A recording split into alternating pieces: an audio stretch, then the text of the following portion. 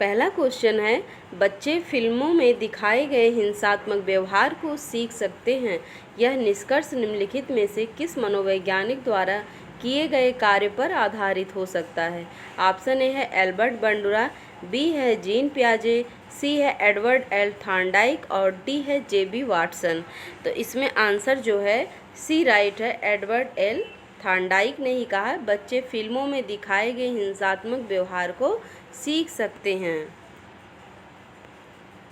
अगला क्वेश्चन है, question number 2 है, शिक्षार्थी फैशन शो को देखकर मॉडल्स का अनुकरण करने की कोशिश करते हैं। इस प्रकार के अनुकरण को क्या कहा जा सकता है? ऑप्शन ए है सामाजिक अधिगम, बी है सामान्यीकरण और सी है प्राथमिक अनुकरण और डी है गौण अनुकरण। तो इसमें ऑप्शन ए राइट है।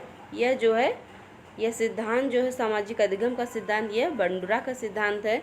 इन्होंने कहा कि बच्चे मॉडल्स को देख करके सीखते हैं चीज़ों को। अगला क्वेश्चन है, यदि शिक्षार्थी पाठ के दौरान लगातार गलतियां करते हैं तो शिक्षक को, ऑप्शन ए है गलतियां करने वाले शिक्षार्थियों को पहचान करनी चाहिए और उनके बारे में प्राचार्य से बात करनी चाहिए, बी है गलतियां करने वाले शिक्षार्थियों को कक्षा कक्ष से बाहर खड़ा कर देना चाहिए, सी है अनुदेशन कार्य समय सारणी अथवा बैठने की व्यवस्था में परिवर्तन करना चाहिए, डी है पाठ को कुछ समय के लिए छोड़ देना चाहिए और कुछ समय के बाद वापस आ जाना चाहिए। तो 3 नंबर का आंसर जो है बी है, गलतियां करने वाले शिक्षार्थियों को कक्षा कक्ष से बाहर खड़े कर देना चाहिए।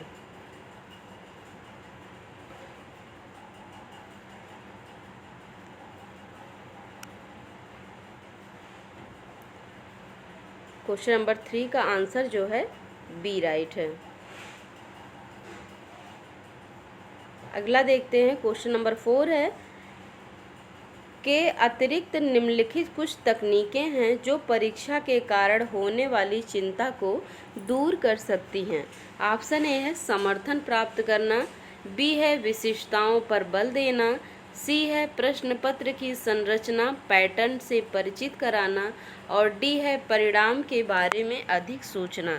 तो 4 नंबर का आंसर सी है, प्रश्न पत्र की संरचना पैटर्न से परिचित कराना जो है यह क्या है कि अतिरिक्त निम्नलिखित कुछ तकनीकें जो परीक्षा में होने वाली चिंता को दूर करती हैं।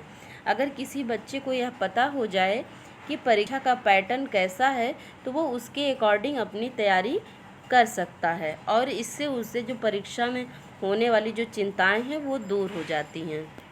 तो इसमें आंसर जो है सी राइट है, प्रश्न पत्र की संरचना पैटर्न से परिचित कराना।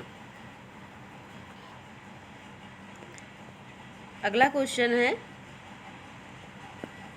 क्वेश्चन नंबर 5 है, ब्लूम की टेक्सोनॉमी की पदानुक्रमिक व्यवस्था है। ऑप्शन ए है पठन कौशल, बी है संज्ञानात्मक उद्देश्य, सी है उपलब्धि लक्ष्यों और डी है पाठचर्या संबंधी घोषणाओं। तो 5 नंबर का आंसर डी राइट है, पाठचर्या संबंधी घोषणाओं। ब्लूम, यह जो है ब्लूम टेक्सोनॉमी के अंतर्गत बताया गया है, ये इसकी पदानुक्रमिक व्यवस्था है।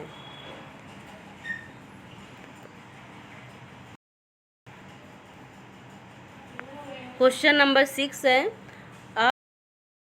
आप शिक्षार्थी हैं जो अंग्रेजी पढ़ते हैं, आ को यह विषय रोचक लगता है और वह सोचता है कि वह उसके भविष्य में सहायक होगा, बी अंग्रेजी इसलिए पढ़ती है क्योंकि वह कक्षा में पहला स्थान प्राप्त करना चाहती है, स अंग्रेजी विषय इसलिए पढ़ता है क्योंकि उसका प्राथमिक सरोकार उत्तीर्ण होने वाले ग्रेड्स प्राप्त करना है, आ ब स के उद्देश्य क्रमशः हैं। तो पहला है निष्पादन उपेक्षा निपुणता निष्पादन, निष्पादन निपुणता निष्पादन उपेक्षा निष्पादन, सी है निपुणता निष्पादन निष्पादन उपेक्षा और डी है निष्पादन निष्पादन उपेक्षा और निपुणता। तो क्वेश्चन नंबर 6 का आंसर बी है, निपुणता निष्पादन उपेक्षा और निष्पादन। क्वेश्चन नंबर 7 है, हालांकि यह स्पष्ट रूप से उसकी सुरक्षा आवश्यकताओं के उल्लंघन में था, कैप्टन विक्रम बत्रा अपने देश को बचाने के लिए कारगिल युद्ध में मारे गए। संभवतः उन्हें था या थी अपने अपनत्व संबंधी आवश्यकताओं की उपेक्षा, बी है अपने परिवार के नाम की ख्याति प्राप्ति, और सी है नवीन अनुभव की प्राप्ति, और डी है आत्मसिद्धि की प्राप्ति। तो 7 नंबर का आंसर क्या है? तो 7 नंबर का आंसर जो है डी राइट है, आत्मसिद्धि की प्राप्ति। क्वेश्चन नंबर 8 है, प्रतिक्रिया का विलोप होना निम्नलिखित में से किसके बाद अधिक कठिन है? ऑप्शन ए है दंड, बी है मौखिक भर्त्सना, सी है आंशिक पुनर्बलन, और डी है निरंतर पुनर्बलन। क्वेश्चन नंबर 8 का आंसर ए राइट है, दंड। आगे देखते हैं, क्वेश्चन नंबर 9 है, डैश के द्वारा निपुणता अभिविन्यास को प्रोत्साहित किया जा सकता है। ऑप्शन ए है गृह कार्य के रूप में, बहुत अधिक अभ्यास सामग्री देकर, बी है अनपेक्षित परीक्षा लेकर, सी है शिक्षार्थियों के व्यक्तिगत प्रयासों पर ध्यान केंद्रित करने, डी है शिक्षार्थियों की सफलता की परस्पर तुलना करने। 9 नंबर का आंसर जो है बी राइट है, अनपेक्षित परीक्षा लेकर।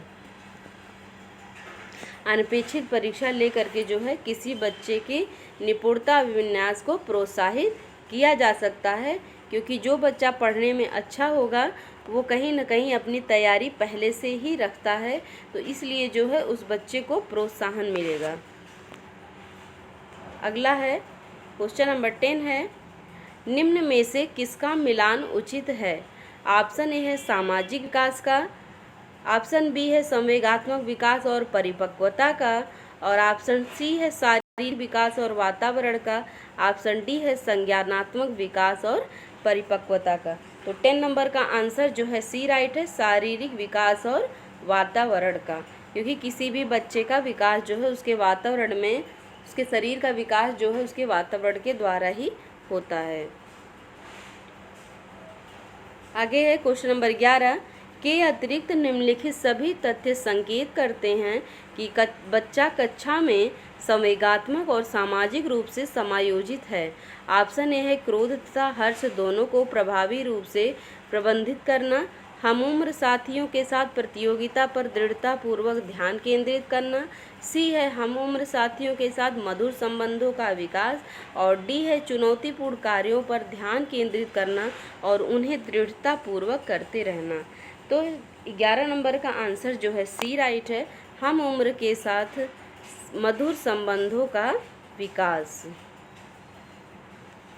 क्वेश्चन नंबर 12 है, निम्नलिखित में से कौन सा बच्चे के विकास में परिवेश की भूमिका का समर्थन करता है? ऑप्शन ए है एक समान जुड़वा बच्चे जिनका लालन पालन भिन्न घरों में हुआ है, उनकी बुद्धि लब्धि 0.75 के समान उच्च है, बी है शारीरिक रूप से स्वस्थ बच्चे अक्सर नैतिक रूप से अच्छे पाए जाते हैं, सी है कुछ शिक्षार्थी सूचनाओं का जल्दी प्रक्रमण करते हैं जबकि उसकी कक्षा के अन्य विद्यार्थी ऐसा नहीं कर पाते, डी है पिछली कुछ दशाब्दियों में बुद्धि लब्धांक परीक्षा में शिक्षार्थियों के औसत प्रदर्शन में लगातार वृद्धि हुई है। 12 नंबर क्वेश्चन का आंसर जो है डी राइट है, पिछली कुछ दशाब्दियों में बुद्धि लब्धांक जो है परीक्षा में शिक्षार्थी के औसत और प्रदर्शन में लगातार वृद्धि हुई रहती है। क्वेश्चन नंबर 13 है, सामाजिकरण में सम्मिलित है संस्कृति संचरण, और ऑप्शन ए है बच्चे को लेबलों में समायोजित करना, बी है संवेगात्मक समर्थन उपलब्ध करना, सी है विद्रोहियों को निरुत्साहित करना, और डी है व्यक्तित्व विकास। 13 नंबर का आंसर जो है ए राइट है, बच्चे को लेबलों में विभाजित करना, बच्चों को लेबलों में विभाजित करना। क्वेश्चन नंबर 14 है, एक शिक्षिका दो एक समान गिलासों को प्रदर्शित करती है जो जूस की समान मात्रा में भरे हुए हैं। वह उन्हें दो गिलासों में खाली करती है जिनमें से एक लंबा है और दूसरा चौड़ा है। बच्चे को उस गिलास की पहचान करने के लिए कहती है जिसमें जूस ज़्यादा है। बच्चे प्रत्युत्तर देते हैं कि लंबे गिलास में जूस ज़्यादा है। शिक्षिका के बच्चों को कठिनाई है, किस में कठिनाई है? ऑप्शन ए है विकेंद्रीकरण में, बी है पलटावी में, सी है समायोजन में और डी है अहम केंद्रिता में। तो 14 नंबर का आंसर जो है बी राइट है, पलटावी में। मतलब किसी भी चीज़ को वो सीधे तरीके से ही सोच सकते हैं, उल्टे तरीके से नहीं सोच सकते हैं। तो इसी तरीके से जैसे कि 2 गुणे 2 बच्चा 4 बता सकता है, लेकिन उसमें से 2 कैसे आएगा ये नहीं बता सकता है, कि अगर उसमें से 4 में से 2 माइनस कर देंगे तो 2 बचेगा। तो वही चीज़ है कि उनमें पलटावी गुण विकसित नहीं होते हैं, इसी कारण जो उसे लंबे गिलास का दूध ज़्यादा लग रहा है, जबकि जो गिलास चौड़ा है उसमें दूध उसको कम लग रहा है। क्वेश्चन नंबर 15 है, क्वेश्चन नंबर 15 है, करनैल सिंह कानूनी कार्रवाई तथा खर्चे के बावजूद आयकर नहीं देते। वे सोचते हैं कि वे भ्रष्ट सरकार को समर्थन नहीं दे सकते जो अनावश्यक बांधों के निर्माण पर लाखों खर्च करती है। वे संभवतः कोहलबर्ग के नैतिक विकास की किस अवस्था में हैं? ऑप्शन ए है पूर्व परंपरागत, बी है परापरंपरागत, सी है परंपरागत और डी है पश्च परंपरागत। 15 नंबर का आंसर जो है डी राइट है, पश्च परंपरागत। वो जो है कोहलबर्ग के नैतिक विकास के पश्च परंपरागत की अवस्था में आते हैं। तो ये हमारे 15 क्वेश्चन कंप्लीट हो गए। अगर वीडियो आपको पसंद आया तो वीडियो को लाइक करें, अपने सभी दोस्तों तक शेयर करें। थैंक यू, धन्यवाद।